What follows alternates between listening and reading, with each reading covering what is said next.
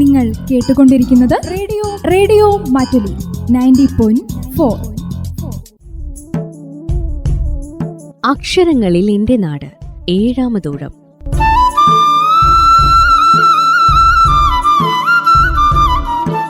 വായനാ പക്ഷാചരണത്തിന്റെ ഭാഗമായി വയനാട് ജില്ലാ ലൈബ്രറി കൗൺസിലിന്റെ നേതൃത്വത്തിൽ റേഡിയോ മാറ്റുലിയുടെ സഹകരണത്തോടെ നാടിനെ അടയാളപ്പെടുത്തിയ കൃതികളെയും എഴുത്തുകാരെയും പരിചയപ്പെടുത്തുന്ന പരിപാടിയുടെ ഏഴാമത് ഊഴമാണിത്. എഴുത്തുവഴികളിലൂടെ അനേകർക്ക് ദിശാബോധം നൽകിയ എഴുത്തുകാരും വായനയെ ജീവതാളമാക്കി മാറ്റിയ ഗ്രന്ഥശാല പ്രവർത്തകരുമാണ് ഈ ഊഴത്തിൽ നമുക്കൊപ്പം എത്തുന്നത്. നിർവഹണം ഷാജൻ ജോസ്. നിർവഹണ സഹായം സുധീർ പി.കെ.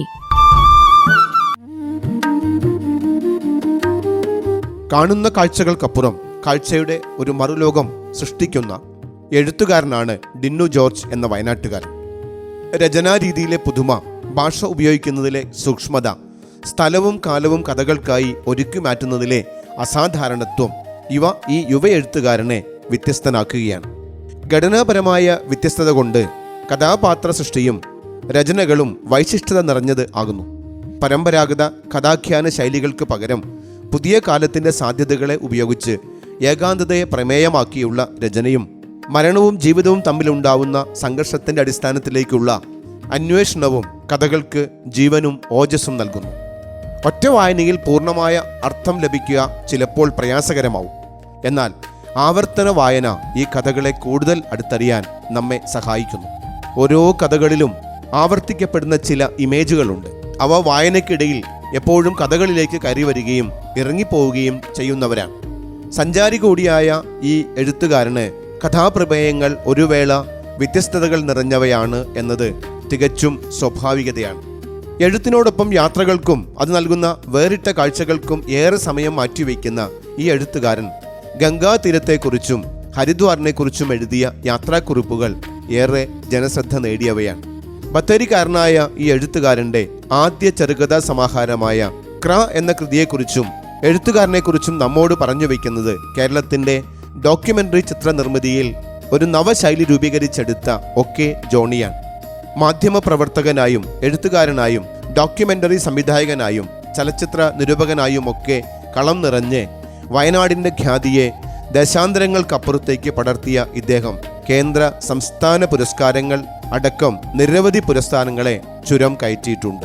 ദക്ഷിണേന്ത്യയുടെ ജൈനബുദ്ധ സംസ്കാരത്തെക്കുറിച്ചുള്ള ഗവേഷണത്തിൽ വ്യാപൃതനായ ഇദ്ദേഹം മികച്ച ഒരു പരിഭാഷകനും പ്രഭാഷകനുമാണ്.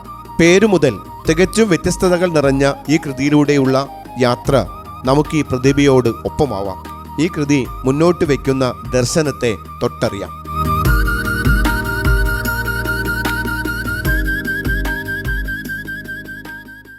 ലൈബ്രറി കൗൺസിലിൻ്റെ ആഭിമുഖ്യത്തിൽ നടക്കുന്ന വായനാ പക്ഷാചരണത്തിൻ്റെ ഭാഗമായി ഇന്നിവിടെ ഞാൻ പരിചയപ്പെടുത്തുന്നത് ആദ്യ കഥാസമാഹാരത്തിലൂടെ തന്നെ മലയാള ചെറുകഥാ സാഹിത്യത്തിൽ സ്വന്തമായൊരു കഥാഖ്യാന രീതി കണ്ടെത്തിയ വയനാട്ടുകാരനായ ഒരു പുതിയ എഴുത്തുകാരനെയാണ്. സമീപകാലത്തായി വയനാട്ടുകാരായ നിരവധി എഴുത്തുകാരുടെയും എഴുത്തുകാരികളുടെയും കൃതികൾ പ്രസിദ്ധീകൃതമായിട്ടുണ്ടെങ്കിലും അടുത്ത കാലത്ത് വായിക്കാനിടയായ മലയാളത്തിലെ മികച്ച കഥാസമാഹാരം എന്ന നിലയിലാണ് ഡിന്നു ജോർജ് എന്ന എഴുത്തുകാരൻ്റെ ആദ്യ കൃതിയെ മാറ്റുലിയുടെ സാഹിത്യപ്രേമികളായ ശ്രോതാക്കൾക്കായി ഞാൻ പരിചയപ്പെടുത്തുന്നത്. കവിതയിലും നോവലിലുമെല്ലാം ശ്രദ്ധേയരായ വയനാട്ടുകാരായ എഴുത്തുകാർ പലരും ഉണ്ടെങ്കിലും ചെറുകഥാ സാഹിത്യത്തിൽ മികവ് തെളിയിച്ചവർ അധികമില്ല. കാരണം ചെറുകഥാ രചന കാവ്യരചന പോലെ സൂക്ഷ്മ യാഥാർത്ഥ്യത്തിന്റെ മാന്ത്രിക ആവിഷ്കാരങ്ങളാണ്. രൂപകങ്ങളിലൂടെ സംസാരിക്കുന്ന മാധ്യമമാണ് കവിതയെങ്കിൽ ഓരോ മികച്ച ചെറുകഥയും സ്വയം ഒരു രൂപകമാണ്. ചെറുകഥ എന്നത് കൗതുകകരമായ ഒരു കഥയുടെ കേവലമായ ആഖ്യാനമല്ല.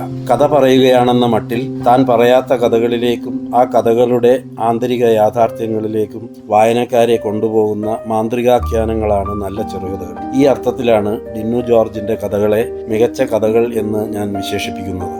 എടക്കൽ മലയുടെ താഴ്വാരത്തിലുള്ള കുന്താണി ഗ്രാമത്തിൽ ജനിച്ചു വളർന്ന് തിരൂരിലെ തുഞ്ചൻ സ്മാരക മലയാളം സർവകലാശാലയിൽ മലയാള സാഹിത്യത്തിൽ ബിരുദാനന്തര ബിരുദമെടുക്കുകയും കോഴിക്കോട് സർവകലാശാലയിൽ ഗവേഷണം പൂർത്തിയാക്കുകയും ചെയ്ത ഡിന്നു ജോർജിന്റെ ക്ര എന്നു പേരായ കഥാസമാഹാരം 2 വർഷം മുമ്പ് 2024 DC ബുക്സ് പ്രസിദ്ധീകരിച്ചതെങ്കിലും ഇപ്പോൾ മാത്രമാണ് എനിക്കത് വായിക്കാൻ കഴിഞ്ഞത്. മലയാളത്തിലെ പുതിയ കഥാകൃത്തുക്കളുടെ രചനകൾ പരിചയപ്പെടുത്താനായി പുതുകഥോത്സവം എന്ന ശീർഷകത്തിൽ DC ബുക്സ് പ്രസിദ്ധീകരിച്ച ഒരു പരമ്പരയിലാണ് ഡിന്നു ജോർജിന്റെ ഈ കഥാസമാഹാരം പ്രത്യക്ഷപ്പെട്ടത്. ആയിരക്കണക്കിന് കഥാകൃത്തുക്കളുടെ രചനകൾ പല പ്ലാറ്റ്ഫോമുകളിൽ പ്രത്യക്ഷപ്പെട്ടുകൊണ്ടിരിക്കെ നീണ്ട ഇടവേളകളിൽ ആനുകാലികങ്ങളിൽ എഴുതിയ വെറും 6 കഥകളിലൂടെ മലയാളത്തിലെ ഒരു വൻകിട പ്രസാധക ഗ്രഹത്തിന്റെ ശ്രദ്ധ നേടുകയും പുസ്തകമായപ്പോൾ നല്ല വായനക്കാരുടെ ശ്രദ്ധയാകർഷിക്കുകയും ചെയ്ത അപൂർവം പുതിയ കഥാകൃത്തുക്കളിൽ ഒരാളാണ് ഡിന്നു ജോർജ്. 2016 മുതൽ 2023 വരെയുള്ള 7 വർഷത്തിനിടെ ആനുകാലിക പ്രസിദ്ധീകരണങ്ങളിൽ എഴുതിയ 6 കഥകളാണ് ക്ര എന്ന ഈ സമാഹാരത്തിൽ ഉള്ളത്. ആദ്യ പതിപ്പിറങ്ങി 2 വർഷത്തിനുള്ളിൽ തന്നെ അച്ചടിയിലെത്തിയ 3-ാം പതിപ്പാണ് എൻ്റെ മുന്നിലുള്ളത്. ഒരു പുതിയ എഴുത്തുകാരൻ്റെ ആദ്യ സമാഹാരം വളരെ കുറഞ്ഞ സമയത്തിനുള്ളിൽ 3 പതിപ്പുകൾ അച്ചടിക്കേണ്ടി വന്നു എന്നത് അതിലെ കഥകൾക്ക് വായനക്കാരുമായി അതിവേഗം സംവദിക്കുവാൻ കഴിഞ്ഞു എന്നതിൻ്റെ തെളിവാണ്. വാടക പ്രചാരകരായ സോഷ്യൽ മീഡിയ ഇൻഫ്ലുവൻസർമാരുടെയോ പ്രമുഖ നിരൂപകരുടെയോ സാക്ഷ്യപത്രങ്ങൾ ഒന്നുമില്ലാതെ അറിയപ്പെടാത്ത ഒരു എഴുത്തുകാരൻ്റെ ആദ്യ കൃതിയെ വായനക്കാർ വളരെ വേഗം സ്വീകരിക്കുകയായിരുന്നു. ഇന്നത്തെ സാഹിത്യ കമ്പോളത്തിൽ അതും ഒരു അപൂർവ സംഭവമാണ്. വളരെ കുറച്ച് മാത്രം എഴുതുകയും എഴുത്തിനെ ധ്യാന സമാനമായ ഒരു സർഗാത്മക കർമ്മമായി കാണുകയും ചെയ്യുന്ന കഥാകൃത്താണ് ഡിന്നു ജോർജ്. ഒറ്റ വാചകത്തിൽ പറഞ്ഞാൽ കവിതാസ്വാദനത്തിനാവശ്യമായ ഉന്നതമായ കാവ്യാനുശീലനവും ദർശനപരമായ ഉൾക്കാഴ്ചയും ആവശ്യപ്പെടുന്ന രൂപക നിർമ്മിതികളാണ് ഡിന്നു ജോർജിന്റെ കഥകൾ. മലയാളത്തിലെ മുതിർന്ന നിരൂപകൻ N. ശശിധരനാണ് ഡിന്നു ജോർജിന്റെ കഥാസമാഹാരത്തിന് അവതാരിക എഴുതിയിരിക്കുന്നത്. അദ്ദേഹം എഴുതിയ ആമുഖവരികൾ ഞാൻ വായിക്കാം. ശശിധരൻ എഴുതുന്നു: അതുവരെയും ശ്രദ്ധയിൽപ്പെടാത്ത ചില രചനകൾ പിന്നീട് എപ്പോഴെങ്കിലും ഒരു നിയോഗം പോലെ നമ്മുടെ വായനയെ സമീപിക്കാറുണ്ട്. ഡിന്നു ജോർജിന്റെ കഥകൾ ഇപ്രകാരം എൻ്റെ വായനയിലേക്ക് എത്തിയവയാണ്. മുഖ്യധാര ആഘോഷിക്കുന്ന എഴുത്തുകൂട്ടങ്ങളിലോ വളരെ നന്നായി വായിക്കുന്നവർ ഉൾപ്പെട്ട പരിചിത വൃത്തങ്ങളിൽ നടക്കാറുള്ള സംഭാഷണങ്ങളിലോ ഈ കഥാകൃത്തിന്റെ പേര് ഞാൻ കേട്ടിട്ടില്ല. എന്നാൽ ഇദ്ദേഹത്തിന്റെ പല കഥകളും ഗംഭീരം എന്ന് എന്നിലെ വായനക്കാരൻ അടിവരയിട്ടതാണ്. 3-ാം പതിപ്പിലെത്തിയ ഈ സമാഹാരത്തിലെ കഥകൾ വായിച്ചു കഴിഞ്ഞപ്പോൾ വായനക്കാരൻ എന്ന നിലയിൽ എൻ്റെ മനസ്സിൽ തോന്നിയ അതേ കാര്യങ്ങളാണ് അവതാരികാകാരനായ N. ശശിധരന്റെ മുകളിൽ ഉദ്ധരിച്ച വരികളിലും ഞാൻ കണ്ടത്. പല കഥകളും ഗംഭീരമെന്ന് N. ശശിധരനെ പോലൊരു പ്രമുഖ നിരൂപകൻ നൽകുന്ന പ്രശംസ ഒരു അത്യുക്തിയല്ല. മനുഷ്യനെയും മനുഷ്യജീവിതത്തെയും പ്രകൃതിയെയും പ്രപഞ്ചത്തെയും സംബന്ധിച്ച ഉൾക്കാഴ്ചകളിലേക്ക് സഞ്ചരിക്കുവാൻ വായനക്കാരെ പ്രേരിപ്പിക്കുക എന്നതാണ് കൽപ്പിത കഥാസാഹിത്യത്തിന്റെ ആത്യന്തിക ദൗത്യമെങ്കിൽ ഡിന്നു ജോർജിന്റെ കഥകളും ആ ദൗത്യമാണ് നിർവഹിക്കുന്നത്. കൽപ്പിത കഥകൾക്ക് മാത്രം നൽകാനാവുന്ന അനേകമാനങ്ങളുള്ളതും അവ്യാഖ്യേയവുമായ അനുഭവങ്ങളുടെയും അനുഭൂതികളുടെയും ലോകത്തിലേക്ക് ഭാഷയുടെയും രൂപശില്പത്തിന്റെയും സവിശേഷമായ സർഗാത്മക സാധ്യതകളിലൂടെ വായനക്കാരെ നയിക്കാനാണ് ഈ കഥാകൃത്ത് ഉത്സാഹിക്കുന്നത്. അതുകൊണ്ടാണ് ഈ കഥകൾ പ്രത്യക്ഷത്തിൽ പറയാത്ത നിഗൂഢമായ അനേകം അനുഭവമണ്ഡലങ്ങൾ വായനക്കാരുടെ മനസ്സിൽ പ്രത്യക്ഷപ്പെടുത്തുന്നതും ഓരോ കഥാഖ്യാനവും ജീവിതത്തെ സംബന്ധിച്ച മാന്ത്രികാഖ്യാനങ്ങളായി മാറുന്നതും. സ്വകീയമായ ദർശനവും മൗലികമായ കഥാഖ്യാന രീതിയും തികച്ചും വ്യത്യസ്തമായ ശില്പഘടനയും കൊണ്ട് പല മാനങ്ങളിലേക്ക് തുറക്കുന്നവയാണ് ഈ കഥകൾ. സങ്കീർണമായ അനുഭവങ്ങളെ സരളമായ ഭാഷയിൽ സംക്ഷേപിക്കുന്നതിലുള്ള ഭാഷാശില്പ വൈദഗ്ധ്യമാണ് ഡിന്നു ജോർജിന്റെ കഥകൾക്ക് ആഴം നൽകുന്നത്.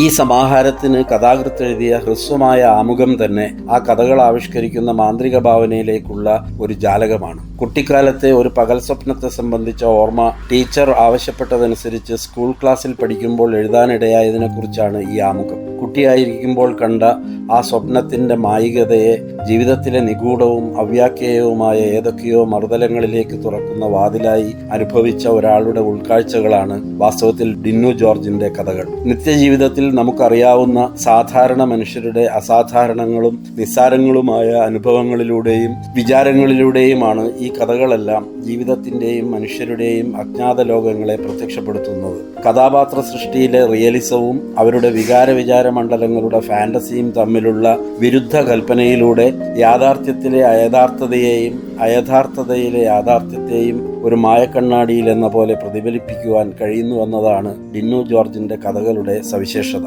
തികച്ചും സാധാരണക്കാരായ കഥാപാത്രങ്ങളുടെ അസാധാരണമായ മനോവ്യാപാരങ്ങളെ ആവിഷ്കരിച്ചുകൊണ്ടാണ് ഈ കഥാകൃത്ത് റിയലിസത്തിന്റെയും ഫാന്റസിയുടെയും അതിരുകൾ മായ്ച്ചു കളയുന്നത്. ലാറ്റിൻ അമേരിക്കൻ സാഹിത്യത്തിലൂടെ പ്രചാരം നേടിയ മാജിക്കൽ റിയലിസം എന്ന ആവിഷ്കാര രീതിയെ അനുസ്മരിപ്പിക്കുമ്പോൾ തന്നെ ഡിന്നു ജോർജിന്റെ കഥകൾ തികച്ചും കേരളീയവും സ്വകീയവുമായ മനോഹരമായിരിക്കുന്നു എന്നതാണ് എന്നെ ആകർഷിച്ച ഘടകം. സമകാലിക മലയാള ചെറുകഥാ സാഹിത്യത്തിലുണ്ടായ തികച്ചും മൗലികതയാർന്ന ഏതാനും കഥകൾ എഴുതിയിരിക്കുന്നത് ഒരു വയനാട്ടുകാരനാണെന്നത് എന്നെ ആഹ്ലാദിപ്പിക്കുക മാത്രമല്ല വിസ്മയിപ്പിക്കുകയും ചെയ്തു. ആർക്കും അറിയാത്ത ഒരു കഥ പറയാനല്ല, എല്ലാവർക്കും അറിയാവുന്ന ജീവിത സന്ദർഭങ്ങളുടെയും അനുഭവങ്ങളുടെയും അപരിചിത തലങ്ങളെ അനാവൃതമാക്കുവാനാണ് ഡിന്നു ജോർജിന്റെ കഥകൾ ഉദ്യമിക്കുന്നത്. ഭാഷ കൊണ്ട് സൃഷ്ടിക്കപ്പെടുന്ന രൂപശില്പത്തിന്റെ സൂക്ഷ്മതയാണ് ഈ കഥകൾക്ക് ആഴം നൽകുന്നത്. ചെറുകഥയുടെ പരിചിതമായ ആഖ്യാന സങ്കേതങ്ങളെയും ഇതിവൃത്ത ഘടനയെയും മറികടന്നുകൊണ്ട് പുതിയൊരു കഥാഖ്യാന സമ്പ്രദായം സ്വീകരിക്കുവാൻ ഈ പുതിയ എഴുത്തുകാരൻ കാണിക്കുന്ന ധീരതയുടെ പിന്നിൽ സർഗാത്മക സാഹിത്യത്തെക്കുറിച്ച് തന്നെയുള്ള മൗലികമായൊരു ദാർശനിക വീക്ഷണമാണ് ഉള്ളത്. ഒരുപക്ഷെ ഈ സവിശേഷത മലയാളത്തിൽ ഇതിനു മുമ്പ് നമ്മൾ അനുഭവിച്ചിട്ടുള്ളത് സക്കറിയയുടെ ഒരു കൂട്ടം കഥകളിലാണ്. ഡിന്നു ജോർജിൽ വലിയ എഴുത്തുകാരുടെ സ്വാധീനമുണ്ടെന്ന് ആരോപിക്കുവാനല്ല, വലിയ എഴുത്തുകാരുടെ സർഗാത്മകവും ദാർശനികവുമായ രചനാ സാമർഥ്യത്തിന്റെ ഉയരങ്ങളിലേക്ക് മുതിരാനുള്ള വാസന ഡിന്നു ജോർജിൽ സഹജമാണെന്ന് വ്യക്തമാക്കുവാനാണ് സക്കറിയ കഥകളുമായുള്ള എൻ്റെ ഈ സാദൃശ്യ സൂചന. കഥയെഴുത്തുകാർ ധാരാളമുണ്ടെങ്കിലും കഥയെഴുത്തിന്റെ ഈ രചനാരഹസ്യം വെളിപ്പെടാത്തതുകൊണ്ടാണ് അവരിൽ നിന്ന് നല്ല കഥകൾ ഉണ്ടാവാത്തതെന്ന് കൂടി ഓർക്കാവുന്നതാണ്. അരഡസനോളം കഥാസമാഹാരങ്ങളിലൂടെ കേരളത്തിനകത്തും പുറത്തും പ്രശസ്തനായ അർഷാദ് ബത്തേരിക്ക് ശേഷം വയനാട്ടിൽ നിന്ന് തീർത്തും വ്യത്യസ്തവും മൗലികവുമായ രചനാരീതി കൊണ്ട് മലയാള ചെറുകഥാ സാഹിത്യത്തിൽ ഇടം നേടിയ ഡിന്നു ജോർജിന്റെ ക്രാ എന്ന കഥാസമാഹാരത്തിലാണ് സമീപകാലത്ത് വായിക്കാനിടയായ മലയാളത്തിലെ ഏറ്റവും മികച്ച ചില പുതിയ കഥകൾ കാണാനിടയായത്. വായന വെറും നേരം പോക്കിനുള്ളതല്ലെന്ന് കരുതുകയാൽ ശ്രദ്ധാപൂർവം തിരഞ്ഞെടുത്ത പുസ്തകങ്ങൾ മാത്രം വായിക്കുന്ന നല്ല സാഹിത്യാസ്വാദകരെയാണ് ഡിന്നു ജോർജിന്റെ കഥകൾ അഭിസംബോധന ചെയ്യുന്നത്. നല്ല കഥയുടെ വായനക്കാരും കഥയെഴുതുന്നവരും വായിച്ചിരിക്കേണ്ട ഒരു കഥാസമാഹാരമാണ് ഡിന്നു ജോർജിന്റെ ക്രാ.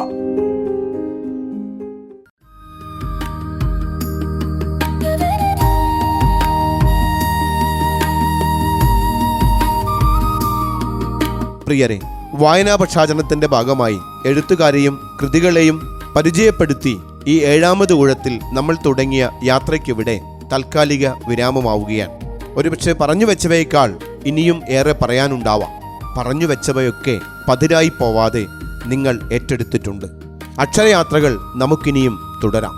തീരാത്ത വസന്തത്തിന്റെ വായനാനുഭവങ്ങൾക്കൊപ്പം യാത്ര തുടരാം.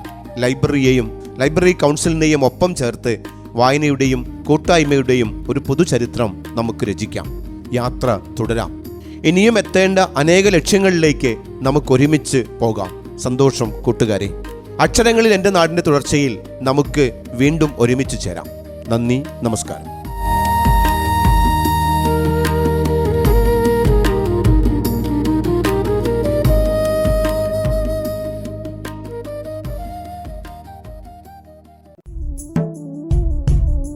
അക്ഷരങ്ങളിൽ എൻ്റെ നാട് 7ാമതൂഴം.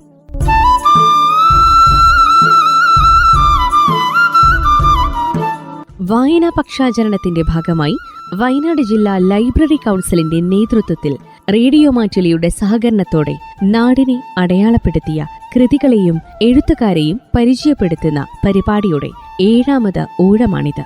എഴുത്തുവഴികളിലൂടെ അനേകർക്ക് ദിശാബോധം നൽകിയ എഴുത്തുകാരും വായനയെ ജീവതാളമാക്കി മാറ്റിയ ഗ്രന്ഥശാല പ്രവർത്തകരുമാണ് ഈ ഊഴത്തിൽ നമുക്കൊപ്പമെത്തുന്നത്. നിർവഹണം ഷാജൻ ജോസ്. നിർവഹണ സഹായം സുധീർ പി.കെ.